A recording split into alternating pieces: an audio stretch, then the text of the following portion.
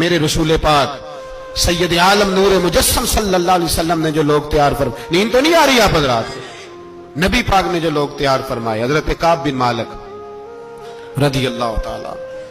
حضور نے فرمایا چلو تبوک پہ میرے ساتھ، سارے چلو، سب تیار ہو گئے۔ حضرت کعب بن مالک فرماتے ہیں مجھے گھوڑا بڑا دوڑانا آتا تھا، نیزہ بڑا چلانا آتا تھا، تلوار کا میں بڑا دھنی تھا، میں مالدار بھی تھا، میرے پاس بڑی وسائل تھے۔ حضور چلے گئے تو میں نے، یہ بخاری ہے، فرماتے ہیں میں نے سوچا کہ میں چلا جاؤں گا، کل میں گھوڑا دوڑاؤں گا، میں نے پیچھے پہنچ جانا، پرسوں چلا جاؤں گا، ترسوں بس سستی ہو گئی، نہ جا سکا۔ فرماتے ہیں وقت بیت گیا، حضور چلے گئے، آج جاتا ہوں کل چاہتا ہوں، اسی میں حالات سارے گزر گئے، حتیٰ کہ اللہ کے رسول واپس آ گئے۔ فرماتے ہیں کچھ بوڑھے تھے جو نہ جا سکے اور کچھ منافق تھے جو حضور کے ساتھ جہاد پہ نہ جا سکے۔ آپ فرماتے ہیں میں جوان بھی تھا، تیر انداز بھی تھا، اور دنیا عرب سارا جانتا تھا کہ مالدار بھی ہے، اللہ تعالیٰ کی دی ہوئی بڑی نعمتیں تھی، میں نہ گیا اور ہو غلطی گئی، سستی گئی۔ فرماتے ہیں حضور مدینے میں آئے، جب مسجد نبوی میں بیٹھے تو منافق آ کے بہانے کرنے لگے، کوئی کہنے لگا بچی بڑی بیمار تھی، کوئی کہنے لگا حضور کل ہی صحیح ہوا ہوں۔ فرماتے ہیں مجھے بھی پتا تھا اور پتا مصطفیٰ کو بھی تھا جھوٹ بول رہے ہیں، حضور کو پتا تھا، پر وہ بہانے کرتے، حضور قبول کرتے، میں چلو جاؤ۔ کہا فرماتے ہیں ایک منٹ کے لیے مجھے بھی وسوسہ آیا کہ کوئی بہانہ نہ کر دوں، لیکن پھر میں نے سوچا بہانہ کس کے سامنے کروں جسے اللہ تبارک و تعالیٰ نے نبوت کی آنکھ عطا فرمائی ہوئی ہے، اس محبوب کے سامنے بہانہ۔ اس خیال آیا مسلمان نیک و بد پہچان جاتے ہیں، محمد آدمی کے دل کی باتیں جان جاتے ہیں، کدھر بہانہ کروں، حضور کو تو سارا پتا ہے۔ فرماتے میں گیا، حضور نے پوچھا کیوں نہیں آئے، اور پوچھا بھی مسکرا کے، کیوں نہیں آیا، مسکرا کے پوچھا۔ فرماتے ہیں میں نے سچ سچ بولا، میں نے کہا یا رسول اللہ سستی ہو گئی، حضور غلطی ہو گئی، جو بہانے لگا رہے تھے ان کو آزادی مل گئی، اور مکتب عشق کا دستور نرالا دیکھا، اس کو چھٹی نہ ملی جس نے سبق یاد کیا۔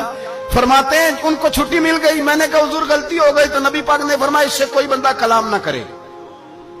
خبردار میرے ساتھ بھی گفتگو نہ کرنا۔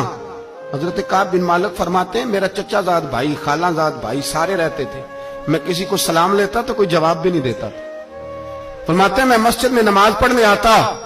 پر صحابہ کرام کو حضور نے منع کر دیا تو مدینے کی گلیاں بھی ناآشنا ہو گئی۔ فرماتے ہیں مجھے یوں لگتا تھا کہ مدینے کے در و دیوار بھی مجھ سے کلام نہیں کرتے، میں وہاں دعا منگیا کرو سنگیو کتے مرشد نہ رس جاؤ گے، اے جنہاں دے پیر رس جاندے او جیوندے ہی مرے رہندے۔ کہا اس طرح لگا کہ جیسے حالات بگڑ گئے سارے میرے حق میں۔ آپ فرماتے ہیں میں مسجد میں آ کے بیٹھتا تو جب مجھے پتا تھا، میں جب آنکھیں ادھر کرتا تو حضور مجھے دیکھتے، اور جب میں نبی پاک کو دیکھتا تو حضور چہرہ پھیر لیتے۔ بول پڑے خواجہ غلام فرید صاحب، کہنے لگے میں ویکھاں تے میرا یار نہ ویکھے، جے میں نام ویکھاں تے او ویکھے،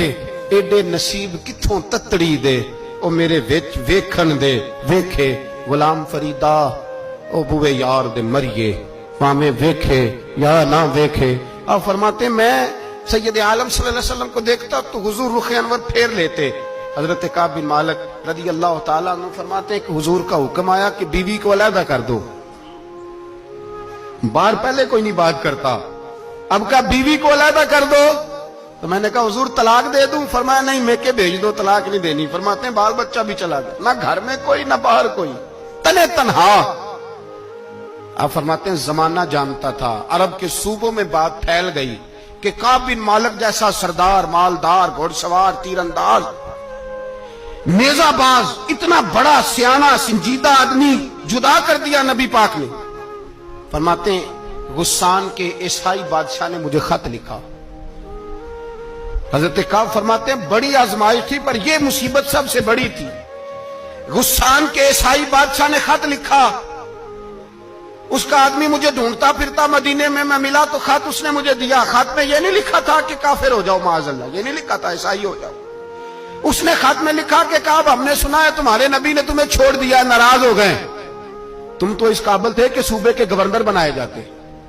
تم تو بڑے عہدے کے قابل تھے، تمہاری تو شہرت ہے سارے علاقوں میں، تم آ جاؤ ہمارے پاس، ہم تمہیں بہت بڑا عہدہ دے دیں گے۔ حضرت کعب بن مالک فرماتے ہیں اب میری چیخیں نکلی، اب میں تڑپ کے رویا، میں نے وہ اس کا خط پکڑا اور جلتے ہوئے تنور میں ڈالا اور مسجد نبوی میں سر سجدے میں رکھ کے میں نے کہا اے اللہ میرا ایمان اتنا ہی مشکوک ہو گیا ہے کہ کافر کہتے ہیں میں ان کے ساتھ مل جاؤں گا، اے اللہ میرا ایمان اتنا مشکوک کافر سمجھنے لگے ہیں کہ میں مسلمانوں کو چھوڑ کے ان سے اتحاد کروں گا۔ یہاں لوگ کہتے ہیں ہم نے پریشر کے لیے ان کو ساتھ ملایا، ہم نے پریشر کے لیے کافر سے سمجھوتا کرو گے، اپنے بھائی پر ظلم کرنے کے لیے بے ایمانوں کے ساتھ دوستی کرو گے۔ حضرت کعب بن مالک فرماتے ہیں میں نے تندور میں ڈالا، میں تڑپ کے رویا، میں نے کہا اے اللہ میرا اتنا امتحان نہ لے کہ کافر سوچنے لگے کہ میں اس سے سمجھوتا کروں گا، اے اللہ مہربانی فرما اتنا امتحان نہ لے۔ روتے روتے گھر گیا، سحری تک روتا رہا، ایک آدمی دوڑا آیا کہنے لگا کعب جلدی چل، حضرت جبریل آ گئے ہیں، اللہ نے تیری توبہ قبول فرما لی ہے، رسول پاک نے تجھے یاد فرمایا ہے، چل آ جا۔ حضرت کعب بن مالک فرماتے میں قدموں میں گرا اور میں نے کہا محبوبہ میرا سارا ہی مال لے لے، حضور میری ساری صلاحیتیں لے لے، رکھ لیں سارا کچھ، مجھے وہ مال نہیں چاہیے جو آپ کے دروازے سے دور کر دے، حضور وہ دولتیں میرے کس کام کی جو آپ کے دروازے سے دور کر دے، بے نور بے چراغ جو محفل ہو پھونک دو، اعظم بلا سے اپنی وہ ہستی ہی کیوں نہ ہو، جو چیز اس کی راہ میں حائل ہو پھونک دو۔ حضرت کعب بن مالک رضی اللہ تعالیٰ عنہ نے ایک منٹ کے لیے بھی کافر سے سمجھوتا کرنا پسند نہ کیا، جبھی تو اللہ نے توبہ حضرت جبریل کے ذریعے نہ